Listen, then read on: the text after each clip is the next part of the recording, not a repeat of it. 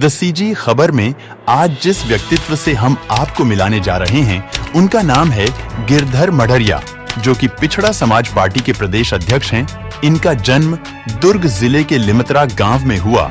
इनकी शिक्षा मेमकॉम LLB तक हुई। अपनी शिक्षा समाप्त करने के पश्चात उन्होंने राजनीति को चुना। वर्ष 1992 से लेकर 1997 तक छत्तीसगढ़ राज्य युवा मंच के यह प्रदेश अध्यक्ष रहे।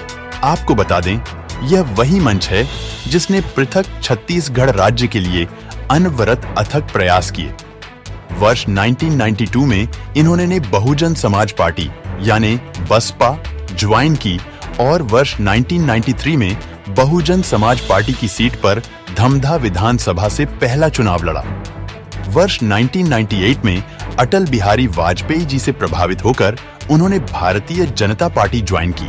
वर्ष 2003 में इन्होंने भारतीय जनता पार्टी के बैनर से अपना दूसरा विधानसभा चुनाव पाटन विधानसभा से अब भी के मुख्यमंत्री भूपेश बघेल के खिलाफ लड़ा और भारतीय जनता पार्टी की ही एक सिस्टर ओन ऑर्गेनाइजेशन सहकार भारती के प्रदेश अध्यक्ष भी कई वर्षों तक रहे।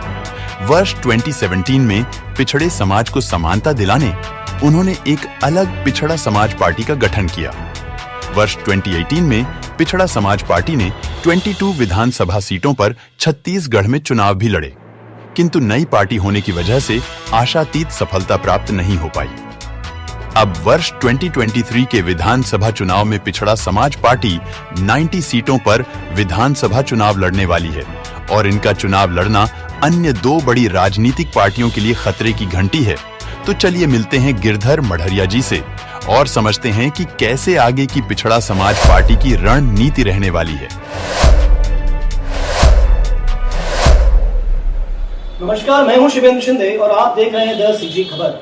दोस्तों, छत्तीसगढ़ में राजनीतिक पारा दिन ब दिन चढ़ता जा रहा है। चुनाव की सरगर्मी बहुत तेज हो गई है। सभी राजनीतिक पार्टियां अपने कार्यकर्ताओं के साथ मैदान में कूद पड़ी है।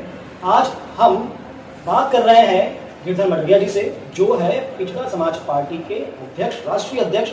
आपको बता दें, ये पार्टी लगभग 10 राज्यों में अपने संगठन के साथ कार्य करती है और पूरे जोर शोर के साथ इस बार 2023 के छत्तीसगढ़ के चुनाव में उतरने वाली है। क्या इनकी योजना है और कैसे रण को जीतने की योजना इन्होंने बना रखी है, हम बात करेंगे गिरधर मढ़रिया जी से, जो है राष्ट्रीय अध्यक्ष।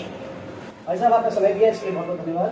भाई साहब, आपसे जानना चाहेंगे पहले तो ये कि पिछड़ा समाज, तो पिछड़ा समाज में पिछड़ा समाज पार्टी किनको गिनती है और क्या है पिछड़ा समाज? पिछड़ा समाज पार्टी की परिकल्पना हम लोगों के मन में आया। देश में आज दो वर्ग हैं, एक पूंजीपति वर्ग है, एक गैर पूंजीपति, एक श्रमजीवी है, परजीवी। इस देश में लगातार अमीरी और गरीबी की खाई बढ़ती जा रही है। इसका मायने यह है कि वह समाज जो श्रमजीवी है, वह समाज जो गैर पूंजीपति है, वो पिछड़ा समाज है और उन्हीं के अधिकार के संरक्षण की आवश्यकता है। इसलिए हमने पिछड़ा समाज की वो सोच के तहत में पिछड़ा समाज नाम से पार्टी का गठन किया है। चुनाव में समय बहुत कम बचा हुआ है और आप चुनाव में उतरने वाले हैं, लगभग 3 माह बचा हुआ है। तो पिछड़ा समाज पार्टी चुनाव में जब उतर रही है तो निश्चित ही जीत के लिए उतर रही है। तो क्या रचना बनाई है आप लोगों ने, क्योंकि अभी तक तो केवल 2 पार्टियों का नाम चल रहा है और एक तीसरी पार्टी आम आदमी पार्टी वाली है। देखिए, पिछड़ा समाज पार्टी देश में यदि अपन उस कल्पना के आधार में सोचे तो इस प्रदेश में 95% यहाँ का जो जन समुदाय है वो पिछड़ा समाज है और सभी समाजों का संगठन है। हमने लोगों से, आज से हम 15 साल से लोगों के बीच हम जा रहे हैं और ST, SC, OBC संगठन है, समाजों के अलग संगठन है जिसमें कुर्मी समाज, तेली समाज, यादव समाज, गड़रिया है, पटेल है, मरार है, लोहार है, सोनार है, ST है, SC है। इन समाजों के बीच में हम जा रहे हैं और इन समाजों के बीच में कॉमन बात है कृषि आधारित सबका जीवन छत्तीसगढ़ में है। और हमने लगातार देखा कि 15 साल पहले से लेकर आज तक अपन देखते हैं और पूरे देश के स्वतंत्रता के 75 साल बाद भी देखते हैं कि जो पिछड़ा समाज है वो लगातार शोषित पीड़ित है और वो समाज को उठाने की जो जिम्मेवारी सरकार की रही, विभिन्न पार्टियों की सरकार बनी, लेकिन इन सरकारों ने मूलभूत सुविधा इस पिछड़ा समाज को देने में आज तक सफल नहीं हुए, चाहे उनकी असफलता उनकी नीयत के कारण है, चाहे उनके कुप्रबंधन के कारण है। इसलिए हमने ये जो जितने समाज के प्रमुख हैं, हम लोगों ने उनसे संपर्क किया। आखिर हम वोट क्यों देते हैं? वोट का अधिकार हमें इसलिए मिला है कि हम ऐसे पार्टी को चुने, ऐसे लोगों को चुने जो हमारे दुख दर्द से वाकिफ हो। आज छत्तीसगढ़ में स्वदेशी, परदेशी और ये बहुत सारी बातें आती है। इसके पीछे कारण यही है कि जो आदमी मूल रूप से यहाँ छत्तीसगढ़ का निवासी है और जो शोषित पीड़ित शोषण का शिकार है, वो आदमी के दर्द को एक बाहर से आया हुआ आदमी जो सिर्फ व्यापार की सोच के तहत आया है, सिर्फ दोहन करने की सोच से आया हुआ, कोई खदान ले रहा है, कोई कोयला खदान लिया है, कोई बिजली की कंपनी खरीद ली है, वो आदमी आज यहाँ के दुर्द दर्द को समझ नहीं सकता। और जो ये पार्टियां हैं, ये पूंजीपतियों के इशारे में चलने वाली पार्टियां हैं। आप देख लेंगे कि जितने भी पूंजीपति हैं, चाहे पार्टी भाजपा की सरकार हो, चाहे पार्टी कांग्रेस पार्टी की सरकार हो, इसमें पूंजीपतियों का वर्चस्व देखा गया है। लगातार कॉन्ट्रैक्ट उसी को मिलते हैं जिसके पास 50 कॉन्ट्रैक्ट है। सरकार ने कभी ये सोच नहीं बनाया कि भाई छोटे कॉन्ट्रैक्टरों को, छोटे कामों को और जो लोग हैं उनको दिया जाए ताकि उनका भी जीवन स्तर उठे। यहाँ भी इंजीनियर है, यहाँ भी कॉन्ट्रैक्टर है, तो उनको संरक्षण देने का काम न भाजपा करी न कांग्रेस करी। जहां तक बात रही नौकरियों में, तो नौकरियों में भी आज के तारीख में जो इंडस्ट्री आई हुई है, जिससे हम लोग को उम्मीद था कि रोजगार मिलेगा। जमीनें हमारी गई, सीमेंट प्लांट डाला, मेरी स्वयं की जमीनें बलौदा बाजार में सीमेंट प्लांट में गई है। लेकिन देखने में क्या आता, वहां सारे कॉन्ट्रैक्टर और एम्प्लॉय, ज्यादातर जो बड़े पोस्टों में बैठे हुए एम्प्लॉय हैं वो बाहर से हैं, और यहाँ के जो छोटे कर्मचारी हैं उनका शोषण भी हो रहा है। तो इसलिए हम लोगों ने ये दोनों पार्टी के अलावा ये विकल्प दे रहे हैं, और हमारी रणनीति इसी पे आधारित है कि जो सामाजिक संगठन है उनको भी साथ लेकर उनको एहसास करा रहे हैं कि 75 साल से आप लोगों ने वोट दिया लेकिन आपकी सुनी नहीं गई। ये पार्टियां सोचती है कि आपको खरीद के, आपको शराब से, पैसे से, आप लगातार देखते हो कि चुनाव में वोट पर दारू पकड़ा गया या इतने पैसे पकड़ा गए, कोई इन्हीं पैसे वाली पार्टियों के है। तो जो पार्टी पैसा खर्चा करती है, और इन पार्टियों को पैसा खर्चा करने के लिए जो व्यापारी, जो पूंजीपति पैसा खर्चा करता है, वो इन्वेस्ट करता है, और वो जो सरकार बन जाए उससे वो वसूली करता है, और सरकार भी उनको सहूलियतें देने में, उनको फायदा दिलाने में बाध्य है, और इनकी जरूरत भी है, क्योंकि सरकार बनाने में जो सहयोगी है, जिसके सहारे से सरकारें बनती, उसके इशारे से नाचना सरकार की मजबूरी है। और हम वो बात इस प्रदेश में समाप्त करना चाहते हैं। उसका हो, अच्छा काम करने का हो, भला हो, तो उनके उन कामों की सराहना की जानी चाहिए। भूपेश बघेल जी मूल रूप से छत्तीसगढ़ के हैं, छत्तीसगढ़िया हैं, लेकिन आपको ये बता दूं कि वो पार्टी, किनकी पार्टी के वो मुख्यमंत्री हैं, जिनकी पार्टी के मुख्यमंत्री हैं, उनकी ही दिशा निर्देशों पे चलने के लिए वो बाध्य हैं। आज की तारीख में आप देखोगे राज्यसभा का मेंबर, 2 मेंबर जब बनाए गए तो यूपी के लोगों को बनाया गया, तो ये पार्टी का निर्देश था। और जो पार्टी में, जो इन बड़ी पार्टियों में जो ऊपर का इशारा रहेगा, उसके हिसाब से जो भी मुख्यमंत्री बनेगा, चाहे वो भाजपा का हो, चाहे वो कांग्रेस का हो, उसको चलने की बाध्यता रहेगी। हम इसीलिए चाहते हैं छत्तीसगढ़ में छत्तीसगढ़िया नेतृत्व हो, जो छत्तीसगढ़ पार्टी से, छत्तीसगढ़ के लोगों की पार्टी से छत्तीसगढ़िया नेतृत्व हो, तभी ज्यादा छत्तीसगढ़ के लोगों का हित हो सकता है। जो आप मानते हैं कि भूपेश बघेल अच्छे व्यक्ति हैं और उनका ढांचा जो है वो कांग्रेस का वो ठीक नहीं है? निश्चित रूप से वो कितने भी अच्छे हैं, करना भी चाहेंगे, तो उसे अपने आकाओं के इशारे पे सरकार को चलाने की मजबूरी रहेगी। चूंकि चुनाव में जा रहे हैं आप, और चुनाव में अकेले जाना तो आजकल जैसे राष्ट्रीय पार्टियां भी सभी ढूंढती है, तो जब आपकी पार्टी चुनाव में जा रही है तो आपकी पार्टी के सहारे साथी कौन बनेंगे? देखिए, आदिवासी समाज है, सत्तामेव समाज है, ओबीसी समाज है। इन समाज लगातार हम लोगों की बैठक हो रही है। हम लोगों ने आज से 4 साल पहले छत्तीसगढ़ सर्व समाज का गठन किया था। उसमें छत्तीसगढ़ प्रदेश के सारे लोगों को एकजुट करके हमने एक विचार बनाया था कि हम लोग सब अलग अलग दिशाओं में चलने, अलग अलग पार्टियों को सहयोगी बनने, अलग अलग पार्टी के साथ रह के राजनीति करने में ये छत्तीसगढ़िया समाज समृद्ध नहीं हो सक रहा है, लाभान्वित नहीं हो सक रहा है। इसलिए वो जो गैर राजनीतिक संगठन है उसको बनाने के पीछे हमारे यही कारण था कि छत्तीसगढ़िया कैसे समृद्ध हो, छत्तीसगढ़िया का वर्चस्व छत्तीसगढ़ में हर क्षेत्र में हो, चाहे राजनीति का क्षेत्र हो, व्यापार का क्षेत्र हो। और हम ये समझते हैं कि जितनी सक्षमता, जितनी बखत छत्तीसगढ़ के लोगों में है, उतना अधिकार तो उसके पास आना चाहिए। हम ये नहीं कहते कि बिजनेस, जो बड़े बड़े बिजनेस है जिनके लिए बड़ा संसाधन और बड़ी पूंजी की जरूरत है, हजारों करोड़ की जरूरत है, तो निश्चित रूप से उसमें देश के जो बड़े व्यापारी आएंगे। और ये देश सबका है, ये देश में व्यवस्था ऐसी होनी चाहिए कि आवश्यकता के अनुकूल सरकार प्रबंधन करे। कौन सा कार्य किसी बड़े व्यापारी को दिया जाना चाहिए, कौन सा कार्य छोटे व्यापारी को दिया जाना चाहिए, कैसा कैसा जिम्मेवारी स्थानीय लोगों के पास होनी चाहिए और कौन सा जो बड़े व्यापारी उनके पास होनी चाहिए। लेकिन सरकार इस प्रकार का कोई सोच नहीं बना रखी है।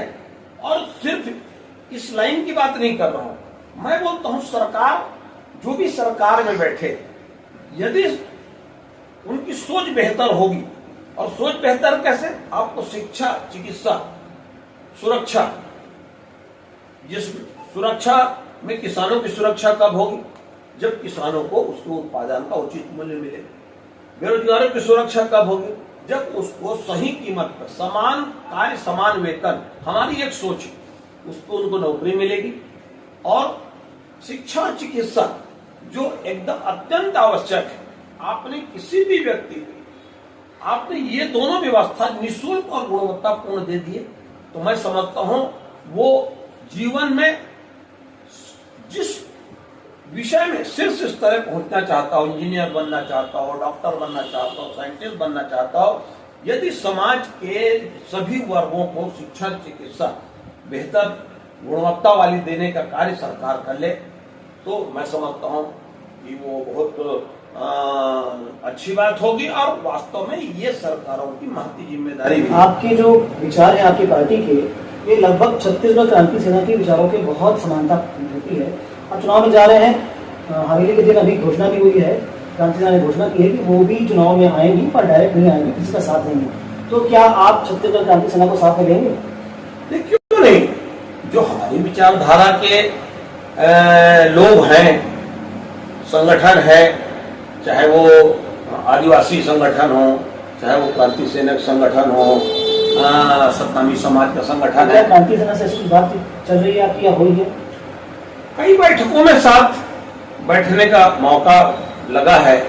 और वो सारे लोग जो उनके लोग भी हैं, उनकी जो सोच है वही यही जो सोच पिछड़ा समाज की है, क्योंकि लड़ाई भी उनकी छत्तीसगढ़ वाद को लेके है। और छत्तीसगढ़ में मैं समझता हूं जो छत्तीसगढ़िया है, जब जिसकी संख्या ज्यादा है उसको संरक्षण देने की ज्यादा जरूरत है, तो वो उसको संरक्षण देने, उसको अधिकार देने में के साथ में आएंगे। तो ये मान लिया जाए कि छत्तीसगढ़ क्रांति सेना और पिछड़ा समाज पार्टी इस बार साथ में चुनाव लड़ने वाले हैं।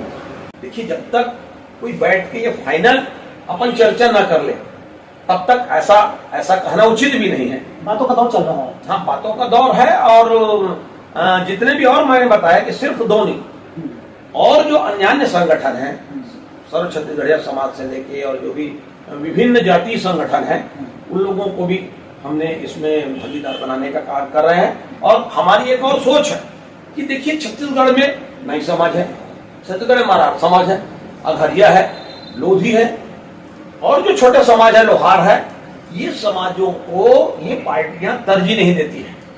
क्यों? ये वोट की राजनीति करने वाली पार्टी, क्योंकि दोनों के दोनों उसी रंग में रंगे हुए हैं।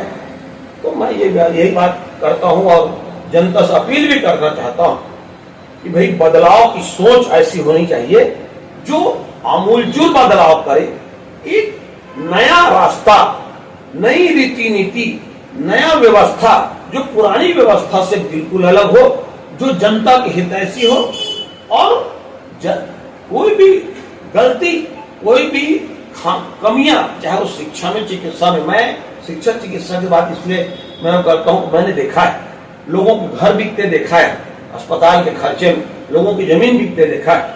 मैं ये बोलना चाहता हूं, और सरकार को चाहिए, सरकार में जो भी बैठे, केंद्र के सरकार में, राज्य के सरकार में, आपको हर साल अस्पतालों की सारी कमियों का एक लेखा जोखा करना चाहिए।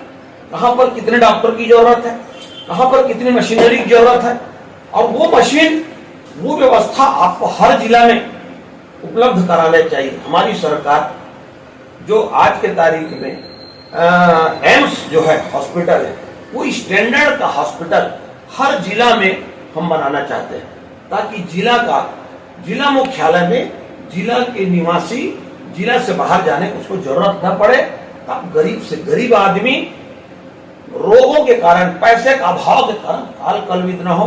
ये हमारी सोच है। और इसी प्रकार शिक्षा में पूरा एक सर्वे होना चाहिए कि इस प्रदेश में जितनी स्कूलें हैं, जितने कॉलेज हैं, सब कॉलेज में वहां पर चाहे लेबोरेटरी का मामला हो, बैठने के लिए चाहे वो चेयर और फर्नीचर का मामला हो, स्कूलों में वितरण किए जाने पुस्तक का मामला हो, ये सारी व्यवस्था आपको स्कूल खुलने के 15 दिन पहले चाक चौबंद हो जाना चाहिए। और आपके जो डीओ हैं, आपके जो जिला शिक्षा अधिकारी, लेकिन जो संबंधित अधिकारी हैं, उनके द्वारा रिपोर्ट सेक्रेटरी के माध्यम से मंत्री और मुख्यमंत्री तक पहुंचना चाहिए। और मुख्यमंत्री इस बात के लिए सुनिश्चित कर ले कि पूरे प्रदेश के स्कूलों में किसी प्रकार की कोई कमियां नहीं है और बच्चों के पढ़ाई में कोई प्रकार की कमी नहीं होगी।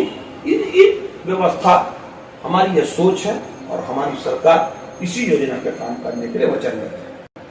तो ये थे गिरधर मडरिया, जो अपनी पार्टी की, और पार्टी अगर सत्ता में आएगी तो किन विषयों पर बात करेगी, शिक्षा, स्वास्थ्य और सुरक्षा, इस बारे में बता रहे थे। एक बड़ा उलटफेर करने की तैयारी में पिछड़ा समाज पार्टी है, जहां पर उनको अन्य पार्टियों का और समाज का भी सहयोग मिलेगा, ऐसा बता रहे हैं गिरधर मडरिया जी। आगे और भी चर्चा करेंगे। अगर आपके कुछ प्रश्न हैं तो हमें कमेंट जरूर कीजिएगा। अच्छी खबर के लिए बने रहें द सीजी खबर के साथ। धन्यवाद।